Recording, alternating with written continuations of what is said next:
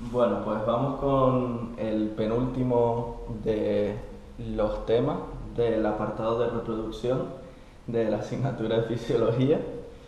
Y bueno, el contenido es la conducta sexual, los cambios fisiológicos y la regulación neuroendocrina, que bueno, se estudió bastante a fondo en la asignatura de medicina sexual, pero aquí vamos a ver pues los principios básicos o lo que según el profesor todo médico debería conocer.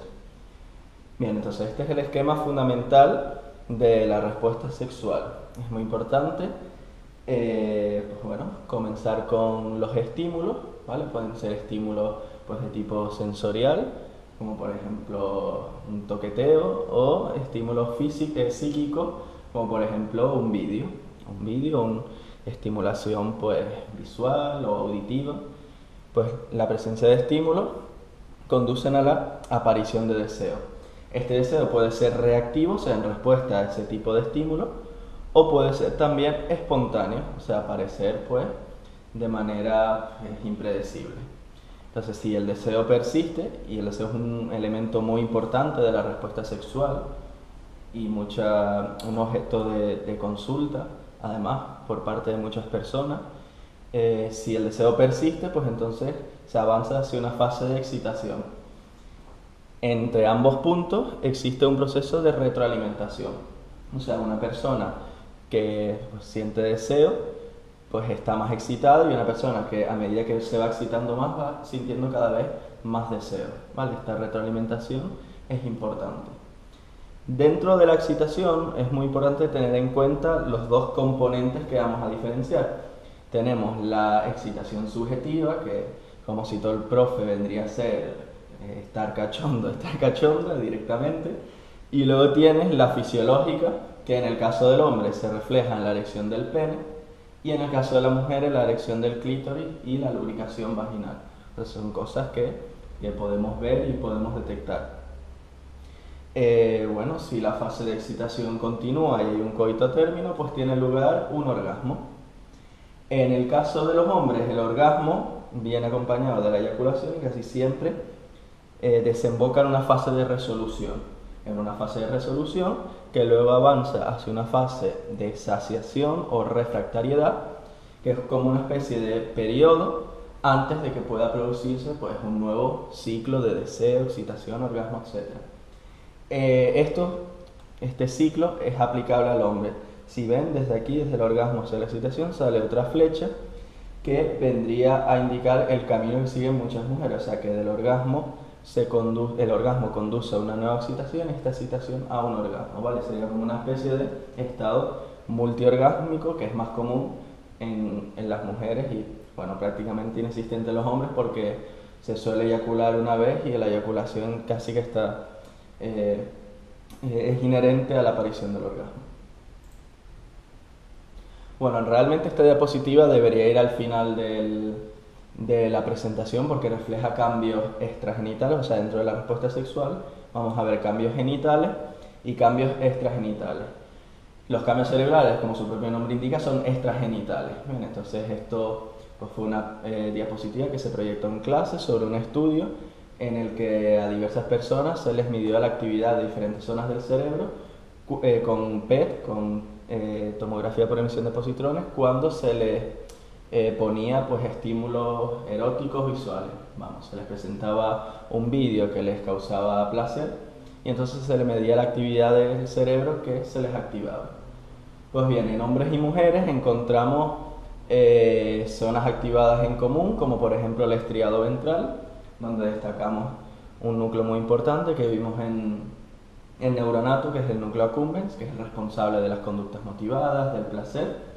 Luego se activan otras zonas que forman parte de todo este ciclo del placer, de la recompensa, como el cíngulo anterior, la corteza prefrontal lateral, temporo-occipital y la ínsula, también la ínsula que siempre se activa de manera proporcional en hombres y mujeres. Y luego hay otras zonas que predominan más en un sexo u otro. Por ejemplo, en los hombres se destacó una mayor actividad en los cuerpos mamilares y en el hipotálamo en general, y en el caso de la mujer, pues una mayor actividad en caudado, pálido y en el tálamo. Bien, este es el mecanismo de la regulación nerviosa. La regulación nerviosa en la que se encuentra sometida la respuesta sexual. Es muy importante tener en cuenta la actuación fundamental del sistema nervioso autónomo con sus dos divisiones clásicas, la división del sistema parasimpático y la del sistema simpático. Bien, entonces el sistema parasimpático, en el caso de la respuesta sexual, va a actuar a través del nervio pélvico. Bien, el nervio pélvico o el nervio erector, ¿vale? El parasimpático caudal, que se origina de los segmentos S2, S4 de la columna sacra.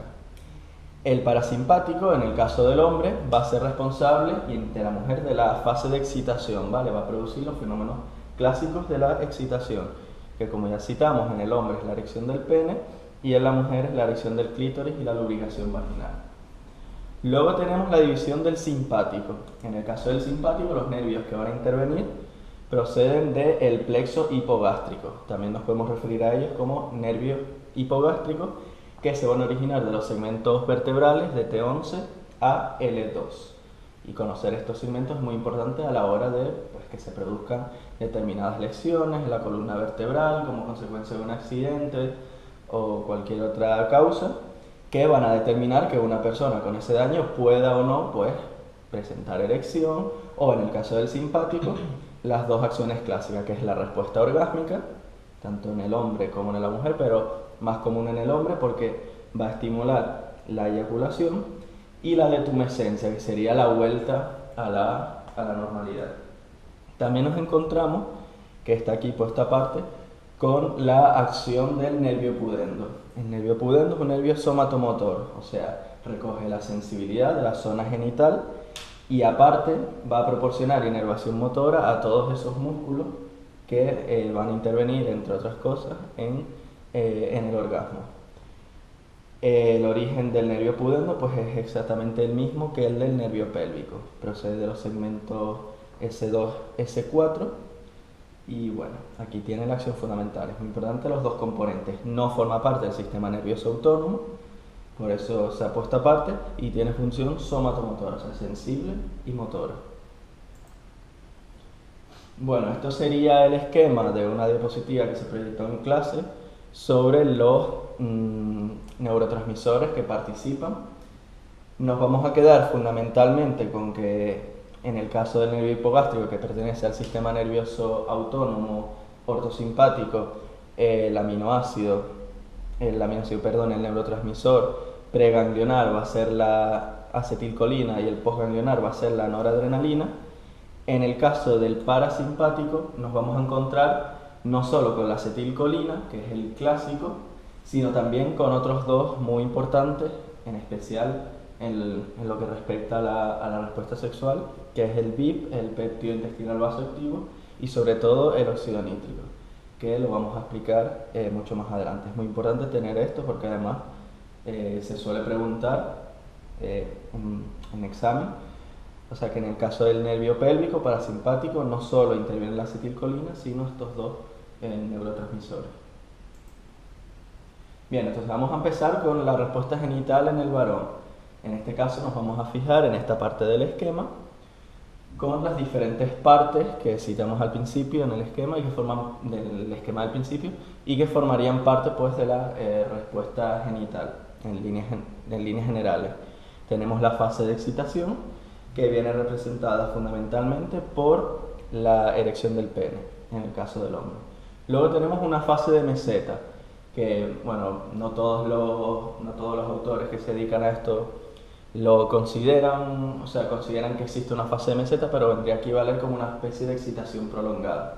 Y en el caso del hombre, pues nos encontramos fenómenos como la elevación de los testículos por la contracción del músculo cremaster que se encuentra debajo del escroto, o también la aparición de un líquido oleoso procedente de las glándulas bulbouretrales, ¿vale? Es un líquido que tiene pues una función lubricante y que en muchos casos puede contener algunos espermatozoides algo capacitados, por lo tanto es por eso que en muchos casos pues no se recomienda la marcha atrás, porque aún sin llegar al orgasmo que corresponde con la eyaculación puede haber presencia de espermatozoides en este pequeño líquido que se va segregando la fase de excitación.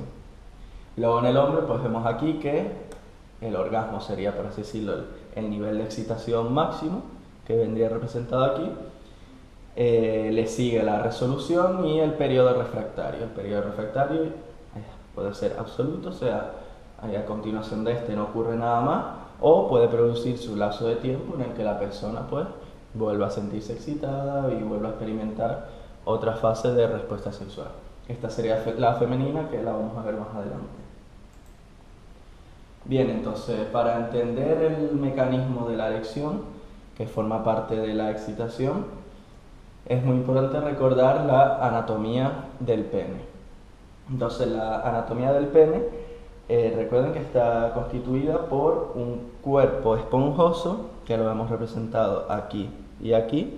El cuerpo esponjoso es el que contiene la uretra. Bien, está ahí embebida, está ahí atrapada en el cuerpo esponjoso. Aquí podemos ver el epitelio de la uretra. Y luego tenemos los dos cuerpos cavernosos, o los cuerpos eréctiles, que van a ser los que van a participar en el fenómeno de la erección. Entonces, ¿por qué se produce la erección en el caso del hombre? Pues es muy importante tener en cuenta dos componentes. El primero, se va a producir una vasodilatación de los capilares, en este caso capilares sinusoides, que forman parte de los cuerpos eréctiles, de los cuerpos cavernosos, y por otra parte se va a impedir el retorno venoso. O sea, son esos dos elementos los que participan en la erección. Para comprenderla más a fondo tenemos que conocer la disposición de las arterias y las venas en el caso de los cuerpos eréctiles. O sea, las venas fundamentales que forman parte de los cuerpos cavernosos pues son las arterias cavernosas. Estas arterias cavernosas van a proceder de la pudenda interna,